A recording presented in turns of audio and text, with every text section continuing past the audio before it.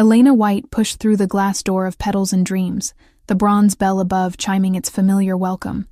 The floriculture shop's scent of roses and jasmine wrapped around her after another exhausting day of deliveries across Chicago. At 24, she'd grown accustomed to the ache in her feet and the permanent floral perfume that clung to her work clothes. The afternoon had been particularly brutal. 5 wedding consultations, 3 funeral arrangements, and a bridezilla who'd changed her color scheme 4 times. Elena's temples throbbed with the kind of headache that only came from dealing with demanding customers while maintaining professional composure. Another 14-hour shift, she muttered, pulling her chestnut waves from the messy bun that had barely survived the chaos. The shop felt empty without Mrs. Henderson, the elderly owner who'd taken a chance on an orphaned girl 3 years ago. Elena had learned everything about flower arrangements through trial and countless errors. She moved through closing duties, checking each arrangement for wilted petals and refreshing water in the display buckets. Elena took pride in maintaining the shop's reputation for quality, even when exhaustion made every movement feel laborious. The phone's shrill ring pierced the evening quiet. Elena glanced at the antique clock mounted between arrangements. 7:45. Most customers rarely called this late, but desperate romantics occasionally needed rescue from their own poor planning. Petals and Dreams, this is Elena speaking. How may I help you? The voice that responded carried a thick accent, perhaps Eastern European, with an undertone that seemed almost menacing despite the polite words. Something about the cadence felt controlled, as if every syllable had been carefully measured. I need delivery tomorrow morning. Very specific order. Elena grabbed the worn notepad beside the register, her green eyes scanning the already packed schedule. Adding another delivery meant starting even earlier than usual, but late-night calls often paid better than regular orders. Of course, sir. What type of arrangement were you looking for? 12 black roses. Nothing else. Just black roses. Elena's pen paused mid-stroke. Black roses weren't common requests, requiring special techniques that made them significantly more expensive. Most customers settled for deep red alternatives when they discovered the cost. Black roses are quite unique, sir. May I ask what occasion this arrangement is for? Sometimes I can suggest similar alternatives that might work better for your budget. No alternatives. 12 black roses. Money is not concerned. The firmness suggested this wasn't negotiable. Elena scribbled the details, already calculating logistics. She'd need to contact her specialty supplier first thing tomorrow morning, which meant an earlier start and potentially higher costs for rush ordering. I'll need to check availability with my supplier, but I should be able to accommodate that request. May I have your name and delivery address? Address is 1247 Lakeshore Avenue. Large iron gates you cannot miss. Mansion with stone lions at entrance. Elena knew that address. Everyone in Chicago knew that neighborhood. Lakeshore Avenue housed some of the city's most expensive mansions, where old money and new wealth created an enclave of privacy and luxury that regular people only glimpsed through magazine spreads. And your name for the order, sir? Name is not important. You deliver to front gate, leave with security, collect payment. $200 cash. $200. Elena's hand tightened around the phone. That amount would cover her rent for the week and leave enough for groceries and the electric bill sitting unpaid on her kitchen counter.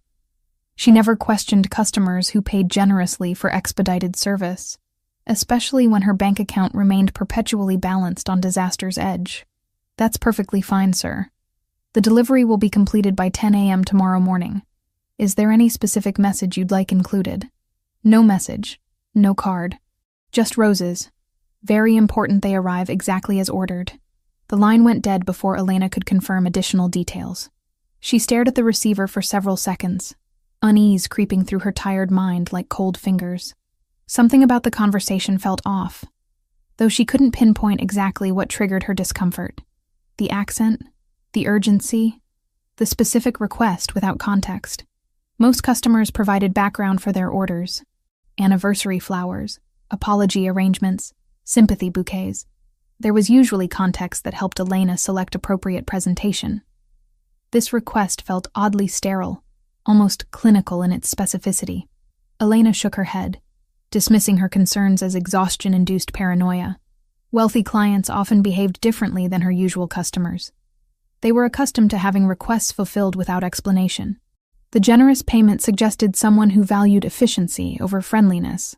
She finished her closing routine, double-checking locks and setting the security system. Walking to her modest Honda Civic parked behind the shop, Elena mentally calculated tomorrow's schedule. The black rose delivery would need to happen first, before heat could damage the delicate petals. The drive home took her through Chicago's quieter residential streets, past small businesses closing for the night. Elena loved this city despite its challenges. She'd grown up in various foster homes throughout the metropolitan area, but Chicago itself felt like the only constant in her life. As she navigated toward her apartment, Elena couldn't shake the memory of that accented voice requesting 12 black roses with such specific insistence. She'd worked with flowers long enough to know different varieties carried symbolic meanings, though she'd never bothered learning all the details. But black roses seemed to carry darker implications. The thought nagged at her as she climbed stairs to her second-floor apartment, keys jingling against the metal railing. Whatever symbolic meaning those flowers carried, her job was simple: deliver the arrangement, collect the payment, move on to the next customer. Elena had learned long ago that curiosity about clients' personal lives only led to complications she couldn't afford. Her apartment welcomed her with familiar simplicity. A small but clean space she'd made comfortable through careful budgeting. Fresh flowers from the shop's surplus brightened the windowsill, and photographs from her few friendships created warmth on otherwise bare walls. Elena heated leftover pasta and reviewed tomorrow's deliveries one final time. The mysterious order for 1247 Lakeshore Avenue sat at the top of her list, circled in red ink. $200 for 12 black roses and a short drive to an expensive neighborhood. It seemed almost too good to be true. She finished her simple dinner and prepared for bed, setting her alarm for 5 a.m. to accommodate the early supplier call. Tomorrow would bring challenges, but also opportunities. Elena had survived worse situations through determination and careful planning. As she settled into sleep, Elena remained unaware that her acceptance of that strange phone order had set in motion events that would completely transform her quiet life. The black roses she would deliver tomorrow morning carried a meaning far more dangerous than she could possibly imagine, and the mansion behind those iron gates held secrets that would soon make her a target in a world she never knew existed. The rumble of engines outside Elena's modest apartment building cut through her morning routine like thunder through clear skies. She'd been awake since 5 a.m., successfully securing 12 pristine black roses from her specialty supplier and carefully arranging them in elegant black tissue paper. The delivery was scheduled for 9:30, giving her plenty of time to complete the mysterious order and move on to her regular appointments. But the sound outside her kitchen window wasn't the usual traffic noise of Chicago's morning commute. This was deeper, more deliberate, the synchronized purring of multiple powerful engines that seemed to vibrate through the building's thin walls. Elena paused mid-sip of her coffee, green eyes narrowing as she approached the window overlooking the street below. 3 black SUVs sat parked along the curb directly in front of her building, their tinted windows reflecting the early morning sunlight like dark mirrors. The vehicles looked expensive, pristine, and completely out of place in her working-class neighborhood where most residents drove decade-old sedans held together by hope and duct tape. Elena's heart skipped as she watched men in dark suits emerge from the vehicles with military precision. They moved like soldiers, scanning the area with practiced eyes, before positioning themselves strategically around the building's entrance. One man spoke quietly into what appeared to be a radio or earpiece, his words inaudible from 3 stories up, but his posture radiating authority and purpose. "What the hell?" Elena whispered, backing away from the window. Her first instinct was to grab her phone and call the police, but something held her back. The men below didn't appear threatening in an obvious way. No visible weapons, no aggressive gestures. They simply stood there, waiting, like marble statues guarding an ancient temple. Heavy footsteps echoed through the building's stairwell, growing closer with each passing second. Elena's breathing quickened as she realized the footsteps were climbing steadily toward her floor. The building had 12 apartments spread across 4 floors, but somehow she knew with absolute certainty that these visitors were coming for her. 3 sharp knocks resonated through her apartment door with the force of authority. Elena stood frozen in her kitchen, coffee mug trembling in her hands as she stared at the door that suddenly seemed as fragile as paper. She'd lived in this building for 2 years without incident, knew all her neighbors by name, and had never experienced anything remotely resembling this level of intimidation. Miss White. The voice from the hallway carried an accent she recognized immediately. The same Eastern European inflection from last night's phone call. "We need to speak with you. Please open the door." Elena's mind raced through possibilities, each more terrifying than the last. Had she unknowingly delivered drugs hidden in flower arrangements? Was she connected to some crime through her work at the floriculture shop? The rational part of her brain insisted this had to be a misunderstanding, but the primal fear coursing through her veins suggested otherwise.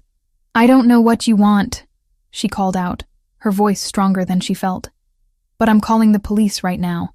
Miss White, you delivered black roses yesterday to 1247 Lakeshore Avenue.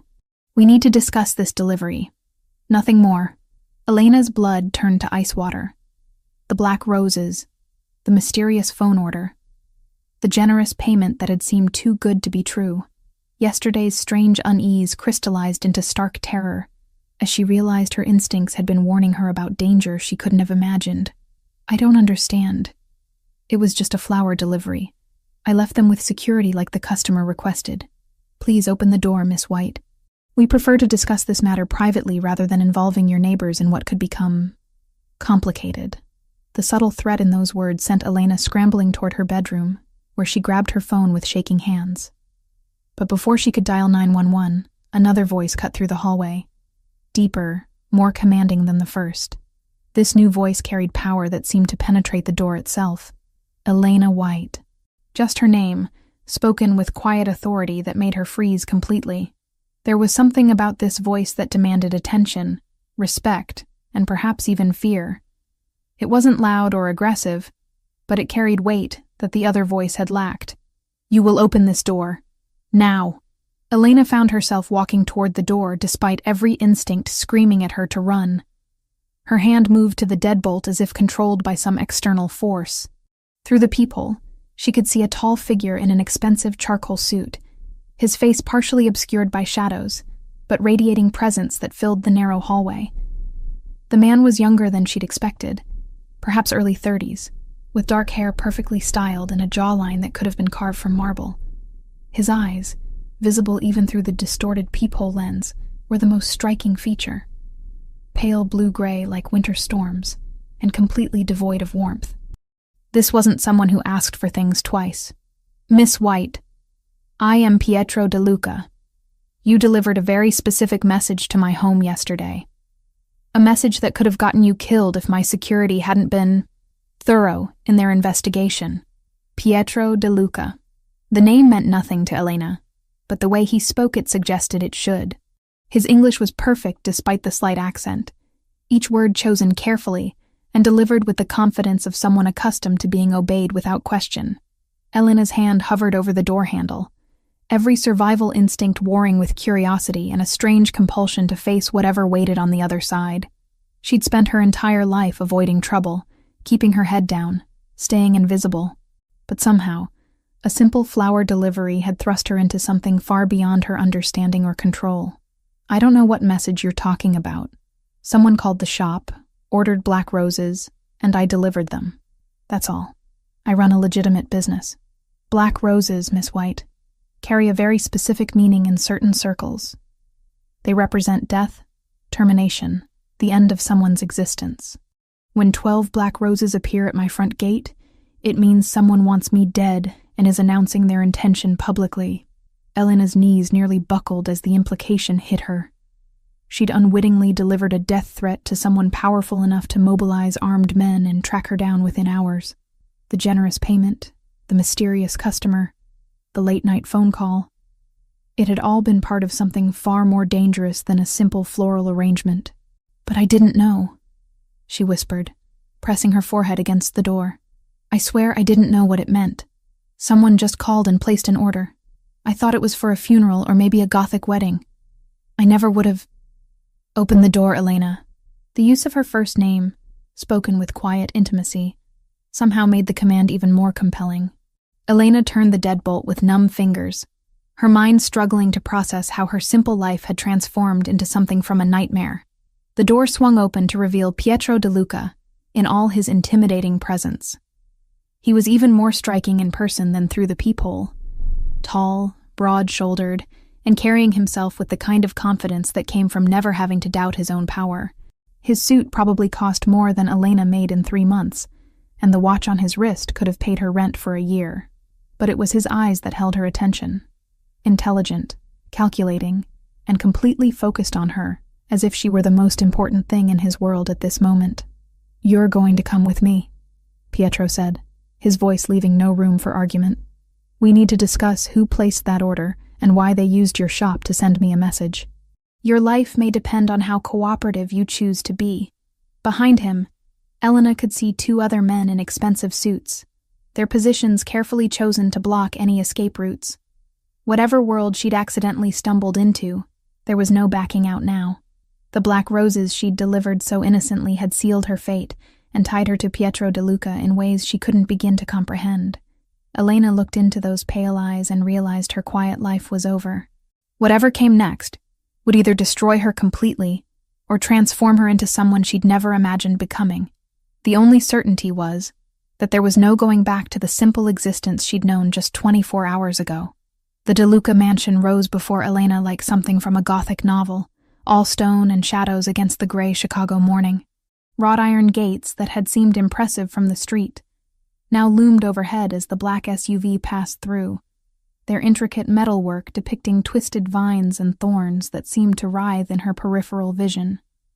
Elena sat rigid in the leather back seat, acutely aware of Pietro's presence beside her and the armed man in the front passenger seat who hadn't spoken a single word during the 20-minute drive. The mansion itself defied every expectation she'd formed about wealthy homes. Where she'd imagined gaudy displays of nouveau riche excess, she instead found understated elegance that spoke of generations of accumulated power.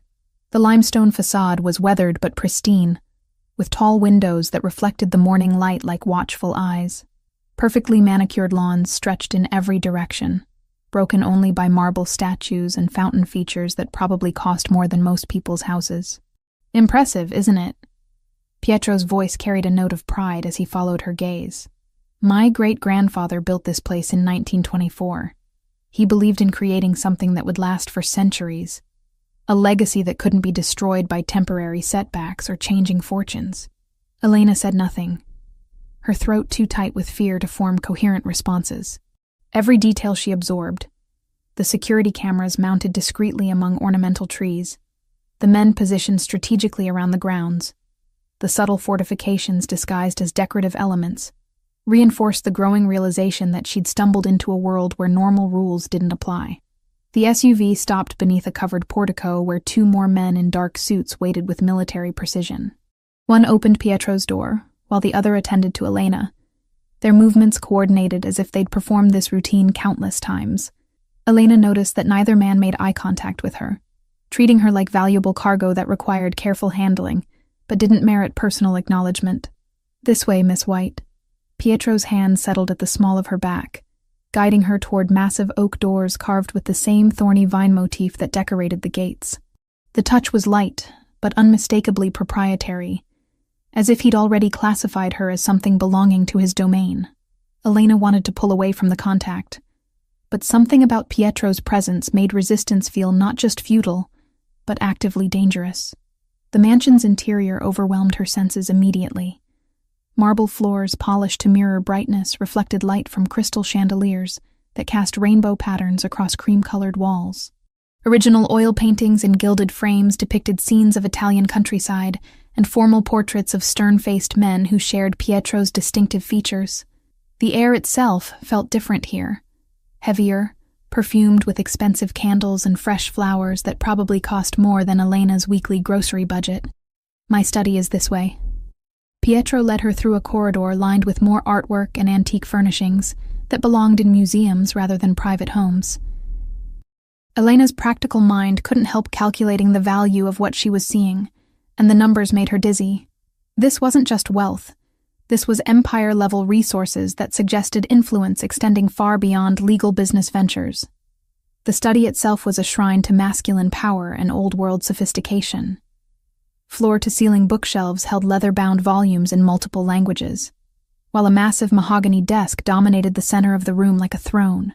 Behind the desk, windows overlooked gardens, where she could see more security personnel moving with purpose that suggested they were anything but decorative. "Please, sit." Pietro gestured to one of two wingback chairs positioned in front of his desk. Elena perched on the edge of the seat, ready to bolt, despite knowing that escape was impossible. Pietro moved behind his desk with fluid grace, removing his suit jacket and hanging it carefully on a brass coat rack before taking his own seat. For several long moments, he simply studied her with those unsettling pale eyes. Elena felt like a specimen under a microscope, every detail of her appearance and demeanor being catalogued and analyzed. She'd thrown on jeans and a simple sweater that morning, choosing comfort over style for what she'd expected to be a routine day of deliveries. Now she felt utterly underdressed and exposed under Pietro's scrutiny. "Tell me about yourself, Elena White." His voice was conversational, almost friendly. But Elena detected steel beneath the silk. 24 years old, orphaned at 16, worked your way through community college while living in foster care. Currently employed at Petals and Dreams Floriculture Shop, where you've worked for 3 years. No criminal record, no outstanding debts beyond normal living expenses, no romantic entanglements. A remarkably clean and simple life. Elena's blood chilled as she realized he'd investigated her thoroughly enough to know details she'd never shared with anyone. "How do you know all that?" "It's my business to know things, especially when someone delivers death threats to my home." Pietro leaned forward slightly, his gaze never wavering. "The question isn't how I know about you, Elena. The question is whether you're as innocent as your background suggests, or whether someone recruited you specifically because you appeared harmless." "Recruited me for what?" "I told you I just work at a flower shop. Someone called, placed an order, and I delivered it. I had no idea what black roses meant in your world. My world." Pietro's lips curved in what might have been amusement. "And what world do you think that is exactly?" Elena swallowed hard, finally voicing what had been growing clearer with every passing minute. "You're Mafia, aren't you? The security, the mansion, the way everyone acts around you. You're some kind of crime boss. I prefer businessman, but your assessment isn't entirely inaccurate." Pietro's admission was matter-of-fact, as if discussing the weather. The DeLuca family has various interests throughout Chicago and beyond. Some of those interests exist in gray areas that law enforcement finds problematic. Elena's hands trembled in her lap. "And someone used my flower shop to threaten you." "Precisely. The caller who placed that order knew exactly what message he was sending. Black roses at my gate announce intention to kill. A formal declaration of war between organizations. It's an old tradition, one that carries serious consequences for everyone involved. But I didn't know. I swear to you, I had no idea." Pietro opened a leather folder on his desk and slid several photographs across the mahogany surface toward Elena. "These were taken outside your apartment building over the past 3 weeks. Tell me if you recognize the man in the car." Elena's breath caught as she studied the surveillance photos. They showed her modest street from multiple angles, but in each image, the same dark sedan was parked in different positions with a clear view of her building. In one photo, she could make out a figure behind the wheel, middle-aged, wearing sunglasses despite the overcast day, with sharp features that suggested Eastern European heritage. "I've never seen him before," Elena said, her voice barely above a whisper. "Someone was watching me? For weeks. Long before the phone call to your shop. This suggests your involvement wasn't random, Elena. Someone specifically chose you as their messenger, probably because your background makes you appear innocent and unconnected to organized crime." Elena felt sick as the implications crashed over her. "You think someone set me up, used me to deliver a death threat without my knowledge." "I don't think, Elena, I know." Pietro gathered the photographs back into the folder.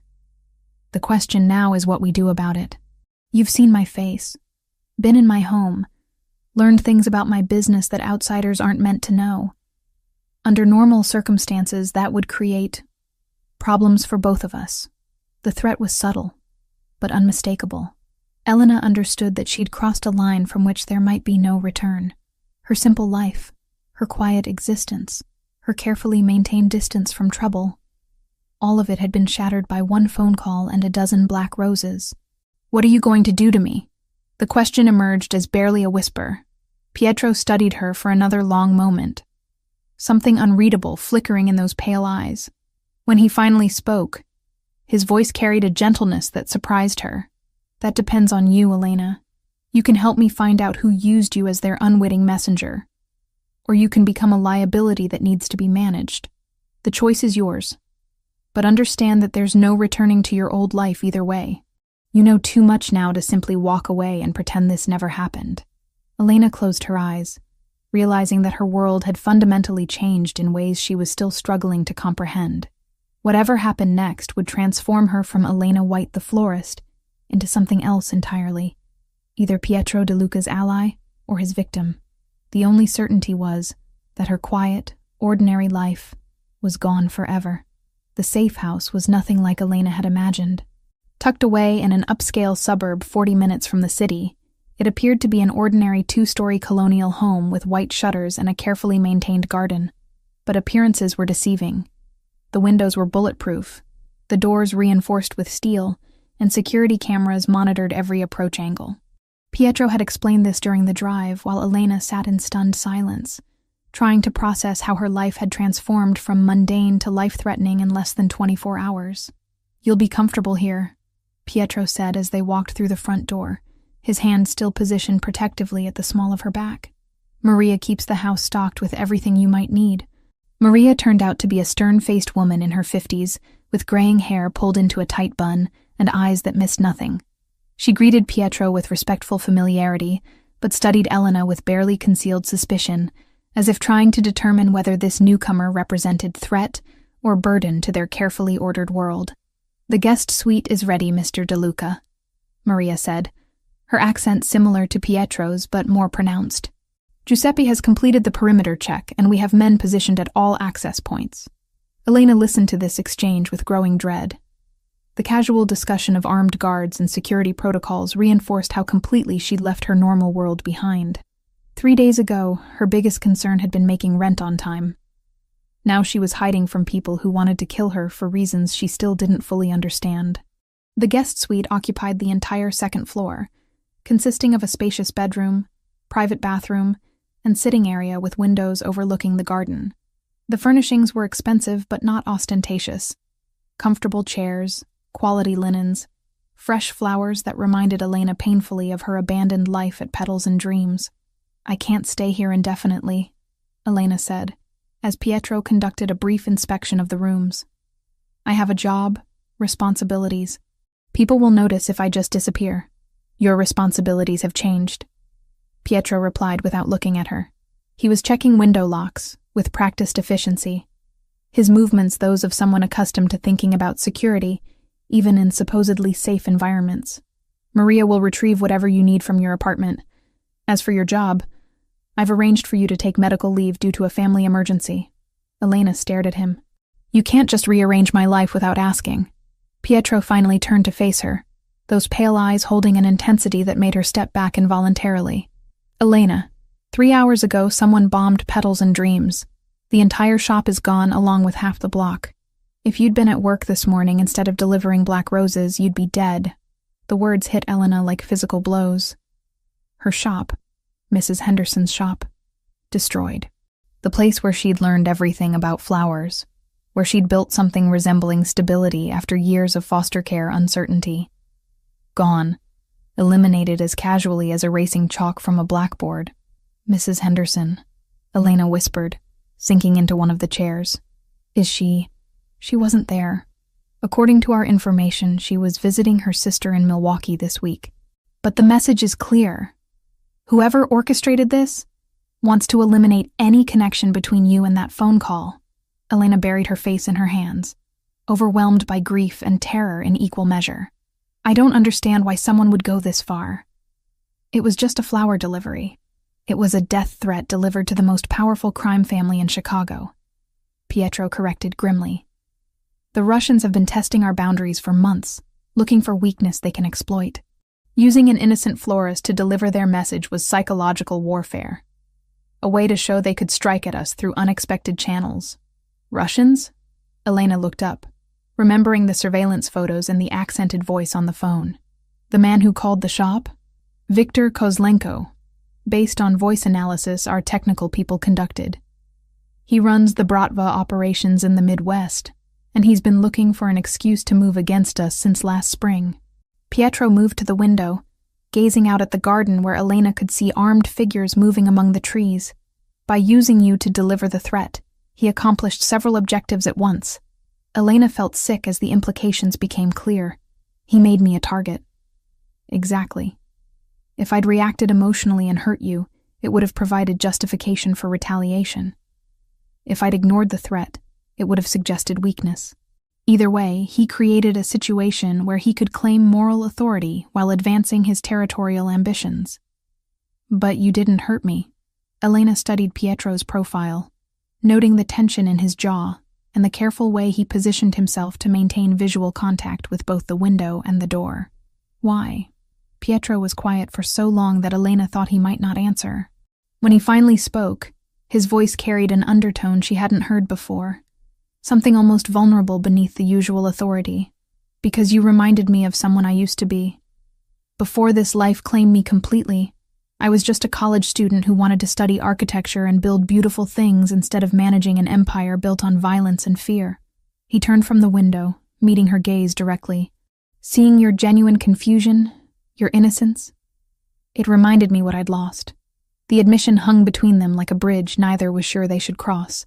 Elena found herself looking at Pietro differently, seeing past the intimidating exterior to glimpses of the man he might have been under different circumstances. The thought that someone so powerful could harbor regrets about his path made him seem more human and somehow more dangerous simultaneously. A sharp knock at the bedroom door interrupted the moment. "Mr. De Luca," came Giuseppe's voice from the hallway. "We have movement on the perimeter. 3 vehicles approaching from the east road." Pietro's entire demeanor shifted instantly, the vulnerable man disappearing as the crime boss reasserted control.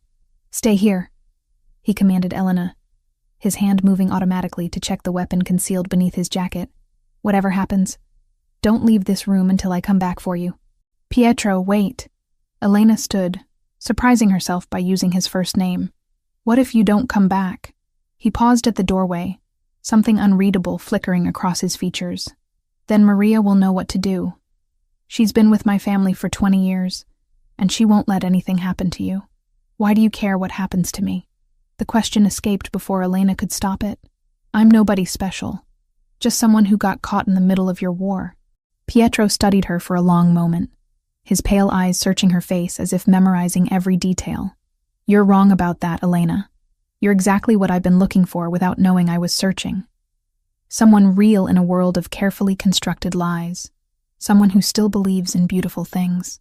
Before Elena could respond, he was gone, leaving her alone with the sound of men moving through the house with military precision and the growing certainty that whatever happened in the next few minutes would determine whether her new life would continue or end before it truly began. Through the bulletproof windows, Elena could see muzzle flashes in the darkness as the safe house came under attack. The war between the families had found them, and she was trapped in the middle of violence she'd never chosen, but could no longer avoid. All she could do was wait and hope that Pietro's promise of protection would prove stronger than Viktor Kozlenko's determination to eliminate everyone connected to the Black Roses that had started this deadly game. The gunfire had stopped 2 hours ago, but Elena still flinched at every small sound from the darkened house below. She'd spent the time pressed against the far wall of her room, away from the bulletproof windows, listening to shouted commands in Italian and the occasional burst of automatic weapons fire that made her heart skip beats. Now silence filled the safe house like a held breath, and the waiting was almost worse than the violence had been. When footsteps finally approached her door, Elena grabbed the heavy crystal paperweight from the desk, her only available weapon against whatever might come through that door. The soft knock that followed was almost anticlimactic after the terror of the past few hours. "Elena, it's Pietro. May I come in?" Relief flooded through her so intensely that her knees nearly buckled. She set down the paperweight with shaking hands and opened the door to find Pietro standing in the hallway, his expensive suit torn and blood-stained, his left arm hanging at an awkward angle that suggested injury. But he was alive, and the pale eyes that met hers held exhaustion, rather than the cold emptiness she'd feared might be all that remained after the battle. "You're hurt," Elena said, her practical instincts overriding everything else. "Let me look at that arm. It's nothing serious. A bullet graze and some strained muscles from diving for cover." Pietro attempted to shrug, but winced at the movement. Giuseppe handled the situation efficiently. "The Russians won't be bothering us again tonight." Elena didn't ask what "handled the situation" meant. She was learning that Pietro's world operated by different rules, where violence was a negotiating tool, and death was sometimes the only acceptable resolution to disagreements. Instead, she focused on what she could control: the bleeding cut on his forehead and the way he favored his injured arm. "Sit down," she commanded, gesturing toward the chair by the window. "You need medical attention, and I'm the closest thing to a nurse you're going to find tonight." Pietro's eyebrows rose at her tone. "Are you giving me orders, Elena?" "Yes, I am. You saved my life tonight, which means I get to return the favor by making sure you don't bleed to death from stubbornness." Elena moved to the bathroom, gathering towels and the first aid kit she'd noticed earlier. Besides, someone needs to clean those wounds properly before they get infected. To her surprise, Pietro complied without further argument, settling into the chair with careful movements that revealed more injuries than he'd initially admitted. Elena approached him slowly, suddenly aware of the intimacy required to tend his wounds and the way the lamplight played across his sharp features. "This is going to sting," Elena warned, as she dabbed antiseptic on the cut above his eyebrow. Pietro remained perfectly still under her ministrations, his pale eyes never leaving her face as she worked. The intensity of his gaze made her hands tremble slightly, but she forced herself to focus on cleaning the wound thoroughly. "Where did you learn to do this?" Pietro asked quietly. "Foster care teaches you basic medical skills quickly. When you're bounced between homes with different rules and resources, you learn to take care of yourself and others." Elena moved to examine his injured arm, carefully rolling up his torn sleeve to reveal a bullet graze along his bicep. "I spent 2 years with a foster mother who was a retired army medic. She made sure I knew how to handle emergency situations. The system failed you."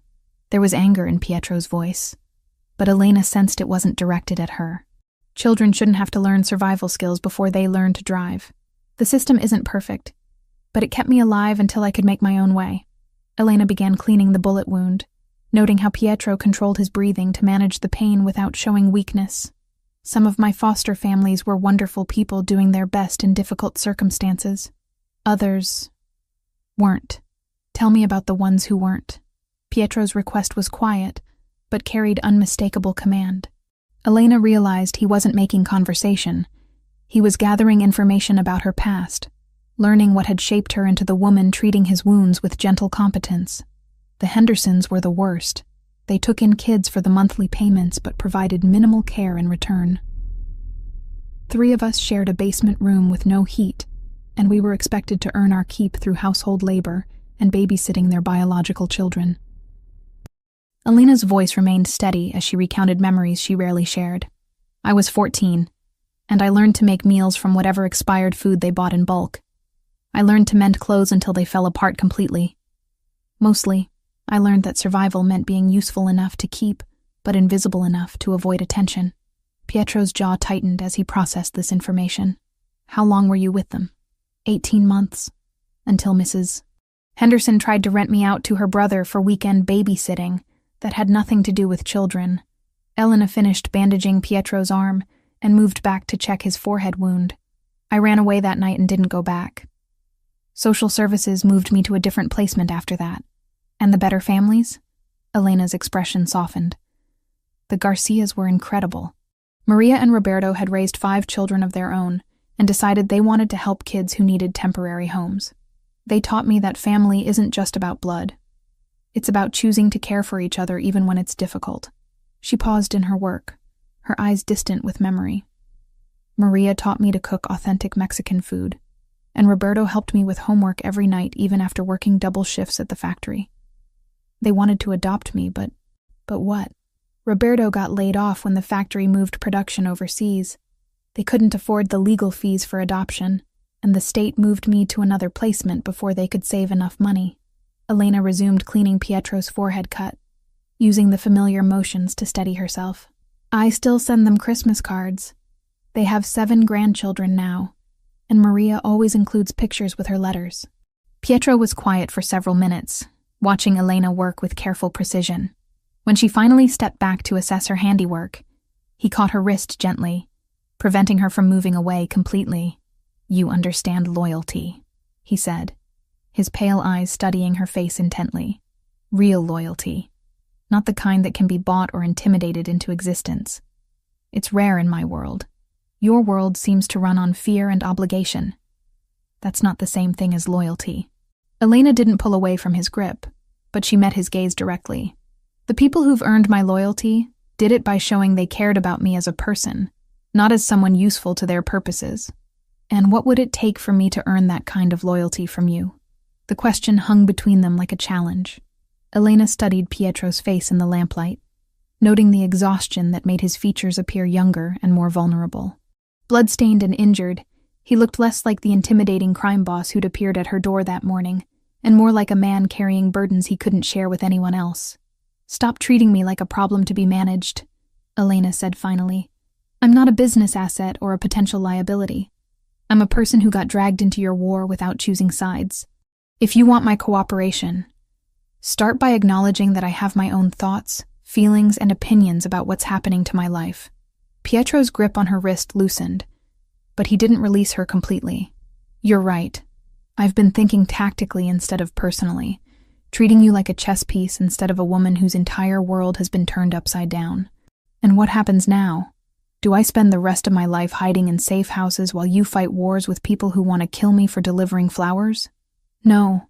Pietro's voice carried quiet determination. "Now we end this permanently. Kozlenko made a mistake when he targeted you. He gave me personal motivation to destroy him completely instead of simply defending territory. Tomorrow we're going to find him and make sure he never threatens you again." Elena felt something shift in the air between them, a sense of partnership forming despite the dangerous circumstances that had brought them together. For the first time since answering that fateful phone call, she felt like an active participant in her own fate, rather than a victim of forces beyond her control. "What do you need me to do?" she asked. Pietro's smile was the first genuine expression she'd seen from him, transforming his entire face. "Help me plan how to use Victor's own tactics against him. After all, you understand the art of appearing harmless while being far more dangerous than anyone suspects." The revelation came during breakfast 3 days after the attack on the safe house. Elena sat across from Pietro at the marble kitchen island, sharing coffee and the kind of comfortable silence that had developed between them as they planned their response to Victor's escalating war. She'd grown accustomed to the rhythm of life under protection, the constant presence of armed guards, the bulletproof windows, the way Pietro's phone buzzed with updates about security sweeps and intelligence gathering. But nothing had prepared her for the conversation that began when Maria approached them with a thick manila folder and an expression of barely controlled anger. "I found these in Peter's apartment," Maria said, setting the folder on the counter between them. "Giuseppe's team conducted a thorough search after we received intelligence about a possible insider threat." Elena's blood chilled at the mention of Peter's name. Peter Kowalski had worked at Petals and Dreams for 6 months, starting as part-time help during their busy spring season, and gradually taking on more responsibilities as Elena trusted him with deliveries and customer service. He was quiet, reliable, and had never given her any reason to doubt his loyalty to the shop or to her personally. "Peter from the flower shop?" Elena asked, though she already knew the answer from Maria's grim expression. "What kind of intelligence?" Pietro opened the folder without answering, his pale eyes scanning the contents with professional efficiency. Elena watched his face grow progressively darker as he examined whatever evidence Giuseppe's team had uncovered. Finally, he turned the folder toward her, revealing photographs, bank statements, and what appeared to be surveillance reports, written in a mixture of English and Russian.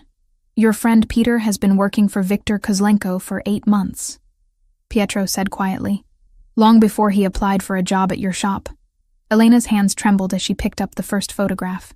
It showed Peter meeting with a man she now recognized as one of Victor's associates, the same sharp-featured individual who'd been watching her apartment building for weeks.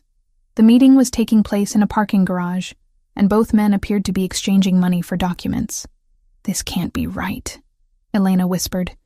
But even as she spoke, Pieces of a puzzle she hadn't known existed began falling into place. Peter's convenient availability for extra shifts, his willingness to work for slightly less than minimum wage, his interest in learning about their client list and delivery schedules. Details that had seemed like dedication now appeared sinister in retrospect. Bank records show regular payments from a shell company controlled by the Kozlenko organization. Pietro continued, his voice gentle despite the harsh reality he was revealing. $2,000 a month for information about your customers, your routines, and your personal life. Elena felt sick as she realized how thoroughly she'd been betrayed. Peter hadn't just been spying on the business. He'd been reporting on her daily habits, her financial struggles, her complete lack of connections to organized crime. Information that had made her the perfect unwitting messenger for Victor's death threat. The phone call, Elena said, understanding flooding through her.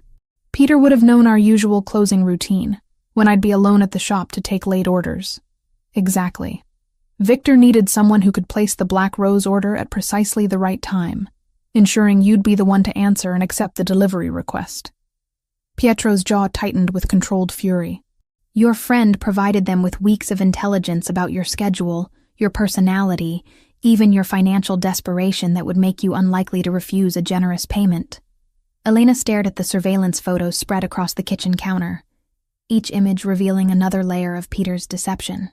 Meeting with Russian operatives, photographing delivery receipts, even taking pictures of Elena herself as she worked in the shop. The violation felt more personal than anything Victor had done directly. There's more, Maria said grimly, pulling additional documents from the folder. Phone records show Peter made 17 calls to known Kozlenko numbers in the past month. The last call was made 2 hours before the bombing of Petals and Dreams. He warned them, Elena realized, her voice barely above a whisper. He told them I wasn't at the shop that morning. The bombing wasn't meant to kill you, Pietro confirmed. It was meant to eliminate evidence of their surveillance operation and force you to rely completely on me for protection. Victor wanted to isolate you, make you dependent on my resources while he planned his next move. Elena pushed the photographs away, unable to look at more evidence of Peter's betrayal. She'd trusted him, had even covered his shifts when his girlfriend was sick, had treated him like the younger brother she'd never had. The thought that he'd been reporting on her kindness to people who wanted to use it against her made her feel foolish and naive. Where is he now? Elena asked. Pietro and Maria exchanged glances before Pietro answered. Giuseppe's team found him at a motel near O'Hare Airport with a fake passport and enough cash to disappear permanently. He was planning to leave the country tonight. Was planning? Elena caught the past tense and felt her stomach clench. What happened to him? He's alive, Pietro said carefully. But he's in a position where he can't cause any more harm to you or compromise my organization's security.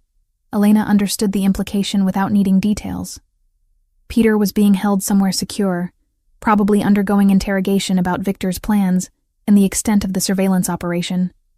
In Pietro's world, betrayal carried consequences far more severe than job termination or criminal prosecution. I want to see him, Elena said suddenly. Pietro's eyebrows rose. That's not advisable. You've been through enough trauma without confronting the person who orchestrated your involvement in this situation. I need to understand why. Elena stood, pacing to the window where she could see Giuseppe's men patrolling the garden. Peter seemed genuinely friendly. He asked about my life, remembered details about things I cared about. If it was all an act, I need to know how completely I was fooled. Elena, interrogating turncoats isn't something civilians should witness. These conversations can become intense. I'm not a civilian anymore, Elena replied, turning to face Pietro with determination she didn't entirely feel. Victor made sure of that when he targeted me. If I'm going to survive in your world, I need to understand how deception works, how people can lie so convincingly that you trust them with your life. Pietro studied her for a long moment, weighing risks against her obvious need for closure. If I agree to this, you follow my lead completely. You don't react emotionally, you don't make threats, and you leave when I tell you to leave. Peter is dangerous precisely because he's skilled at manipulation. Elena nodded, though part of her wondered if she was making another mistake by trusting Pietro's judgment. But she needed answers that only Peter could provide. Needed to understand how someone could smile at her every day while systematically betraying everything she cared about. "One more thing," Pietro said as they prepared to leave. Peter wasn't working alone. The surveillance operation, the timing of Victor's moves, the coordination required, it suggests he had help from someone else close to you. Someone you haven't suspected yet. Elena's blood chilled as she realized the betrayal might extend beyond Peter. In a world where loyalty could be purchased and deception was a professional skill, anyone could be working for the enemy. Even people she'd trusted for years could be reporting on her movements, her weaknesses, her growing feelings for the man who'd become both her protector and her captor. The drive to Giuseppe's interrogation site took them through Chicago's industrial district, past abandoned warehouses and forgotten buildings where secrets could be kept and difficult conversations could occur without interruption. Elena sat beside Pietro in tense silence, preparing herself to confront the man who'd sold her trust for Russian money and nearly gotten her killed in the process.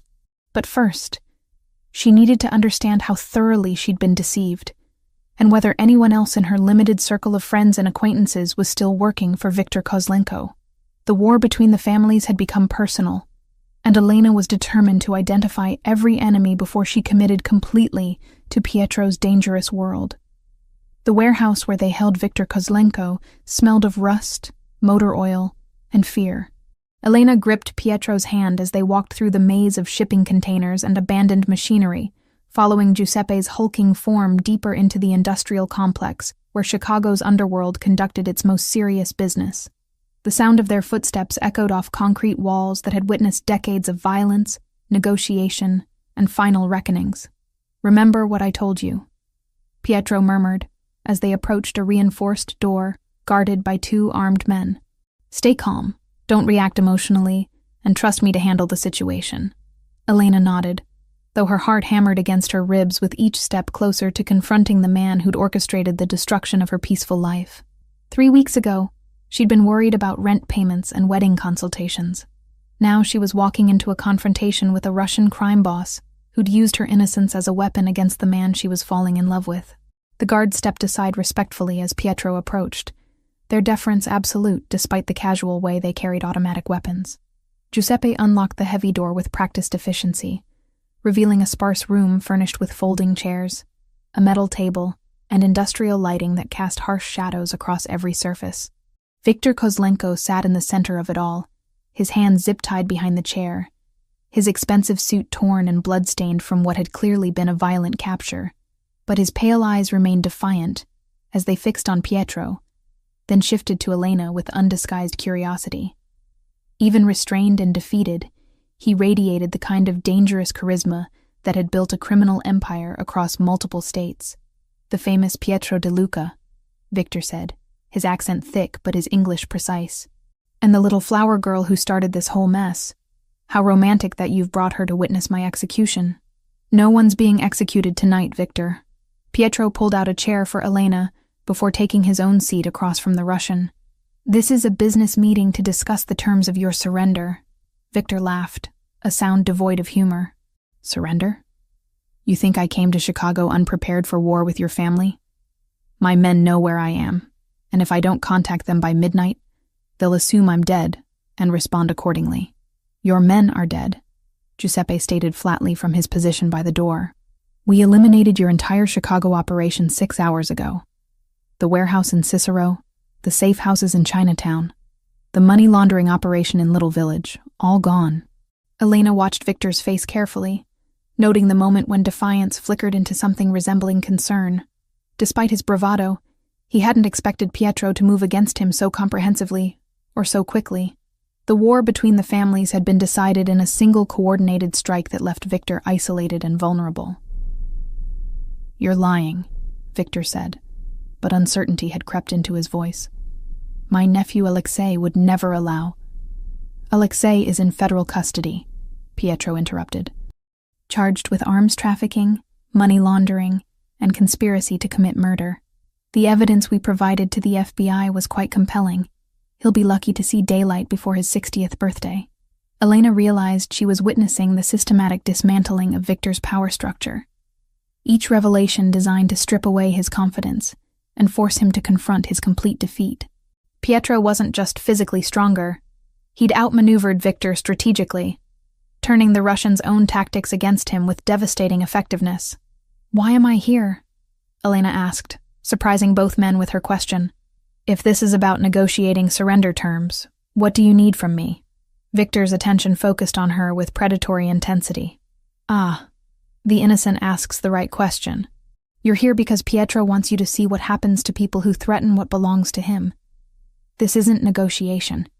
It's demonstration. Elena doesn't belong to me," Pietro said quietly, but his pale eyes remained fixed on Victor. "She's here because she deserves to understand why her life was destroyed and who was responsible for targeting her." Such noble words from a man whose family has built an empire on violence and fear. Victor's smile was sharp as broken glass. "Did you tell her about your father, Pietro? About how he expanded the De Luca territory by eliminating entire bloodlines? About the children who died because they carried the wrong surname?" Elena felt Pietro tense beside her, recognizing that Victor was probing for emotional weakness he could exploit. But Pietro's voice remained steady when he responded. "My father's sins don't excuse yours, Victor. You targeted an innocent woman to wage psychological warfare against me. That crossed a line that can't be uncrossed. Innocent?" Victor's laugh was genuinely amused. "Your little flower girl isn't as innocent as she pretends. Ask her about the fire that killed her foster parents when she was 16. Ask her why the insurance investigation was never completed." Elena's blood turned to ice water. The fire that had killed the Hendersons, her abusive foster parents who'd tried to exploit her in ways that still gave her nightmares. The blaze that had started in the basement where she'd been forced to sleep, spreading upward through the old house while the family slept. She'd barely escaped through a basement window, arriving at the fire department covered in soot and claiming she'd been staying overnight with a friend. "That's enough," Pietro said, his voice carrying a warning that made the temperature in the room seem to drop several degrees. But Victor wasn't finished. "The fire started in the basement, didn't it, Elena? Right where they kept you locked up at night. Such a convenient accident, especially considering how the insurance investigators found traces of accelerant near your sleeping area." "I didn't start that fire," Elena whispered, but even as she spoke, she remembered the camping stove she'd hidden under her makeshift bed, the only source of heat during Chicago's brutal winter months. She remembered falling asleep while it was still burning, waking to the smell of smoke and the sound of screaming from upstairs. "Of course you didn't," Victor continued, his tone mockingly gentle. "Just like you didn't know what black roses meant when you delivered them to Pietro's gate. You have a talent for being present when terrible things happen to terrible people." Pietro stood abruptly, moving toward Victor with deadly purpose. "I warned you. Pietro, stop." Elena caught his arm, surprising herself with her own calm voice. "He's trying to manipulate us both. Whatever happened that night, it was an accident. I was a child trying to survive in an impossible situation." She turned to face Victor directly, meeting his pale eyes without flinching. "You're right about one thing. I'm not completely innocent anymore. Being around Pietro has taught me that sometimes violence is the only language that monsters understand."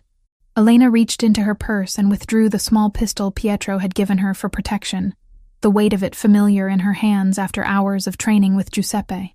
Victor's smirk faltered as she pointed the weapon directly at his chest, her grip steady, despite the adrenaline coursing through her system. "You destroyed my shop, threatened my life, and used people I cared about as weapons against me," Elena said quietly.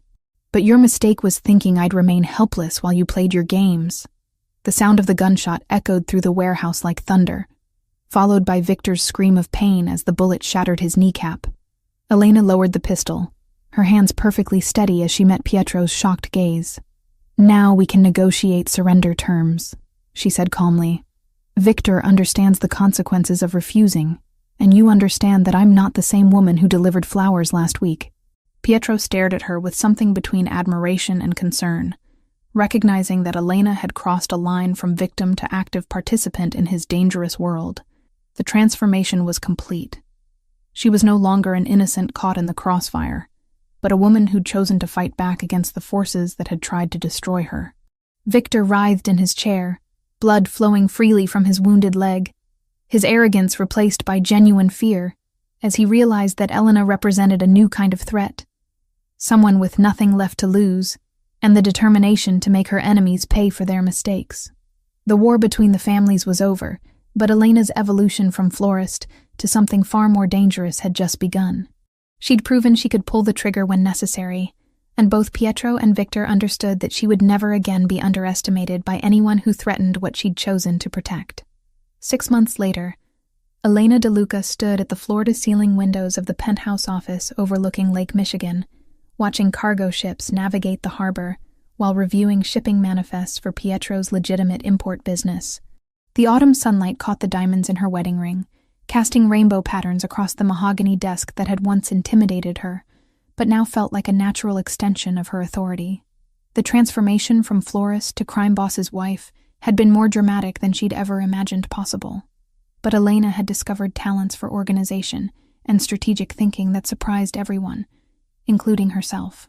What had begun as helping Pietro manage his legitimate business interests had evolved into partnership in ways that extended far beyond their marriage certificate. The Nightingale shipment cleared customs without inspection, Giuseppe reported from the doorway, his massive frame filling the space as he delivered the weekly intelligence briefing.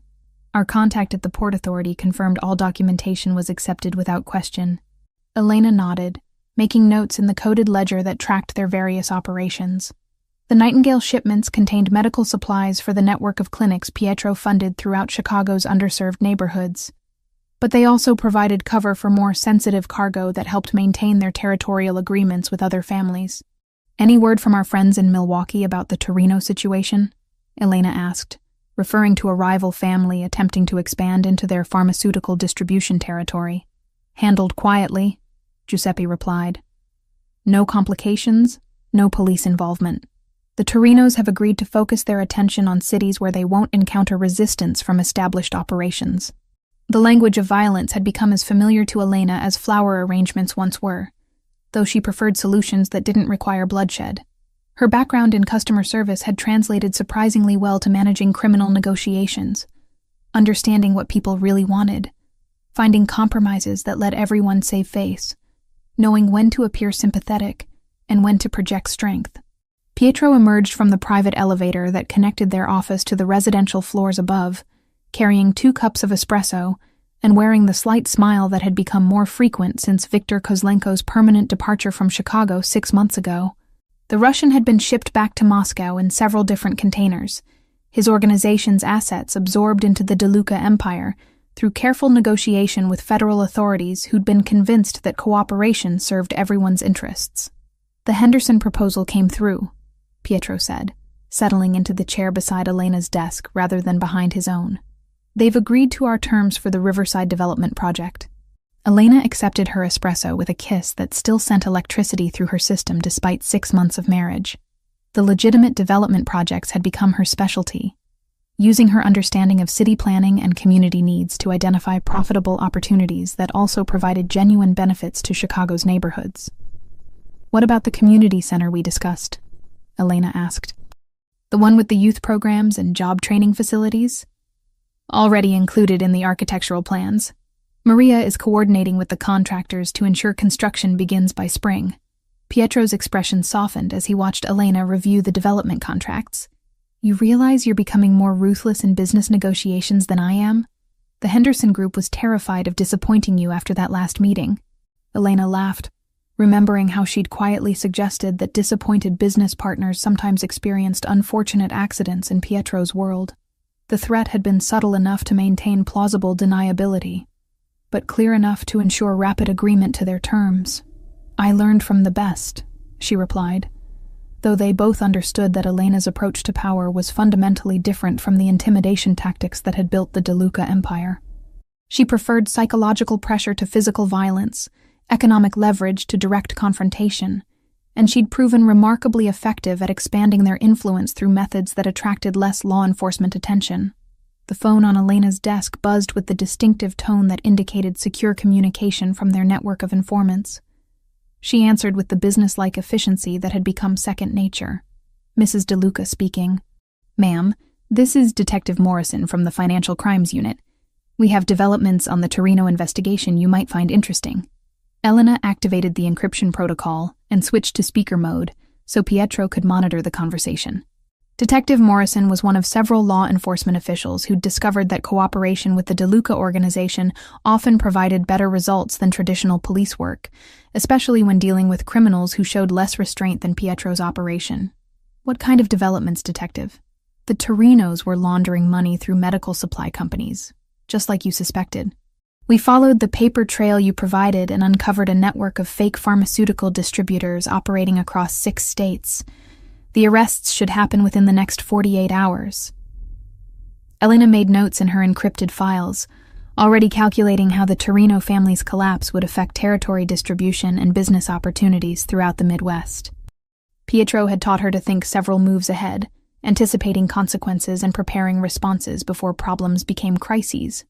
Excellent work, Detective. Will there be any complications regarding our medical supply operations? Your companies are completely clean, ma'am. The documentation you provided proved that your pharmaceutical distributions are legitimate charitable operations with proper DEA oversight. In fact, your cooperation in this investigation will probably result in expanded licenses for controlled substances distribution.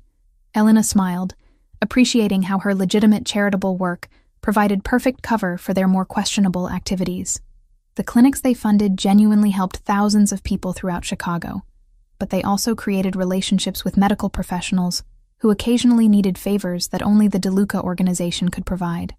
After ending the call, Elena found Pietro watching her with the same mixture of admiration and slight concern that had become familiar during their months of partnership.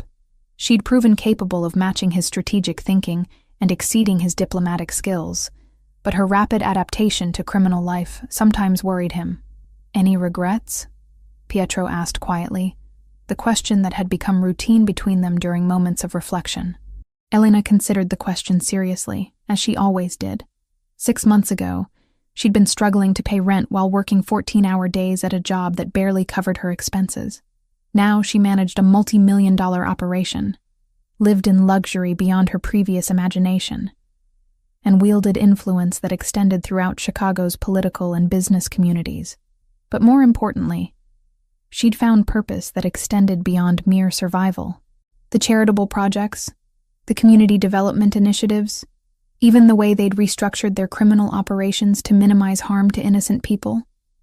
It all represented the kind of positive impact she'd dreamed of making, but never had the resources to attempt. "No regrets," Elena replied, meaning it completely. "I've never been more useful or more fulfilled than I am now." Pietro's smile became the genuine expression of contentment that had replaced his earlier mask of controlled authority. "Maria is preparing dinner on the terrace tonight. She mentioned something about celebrating 6 months of marriage and discussing plans for expanding the family." Elena's heart skipped at the implication, though they'd been discussing children for weeks. The idea of raising a family within the world they'd built together no longer frightened her. Their empire was stable, their enemies eliminated, and their legitimate businesses provided cover for a lifestyle that could appear completely normal to outside observers.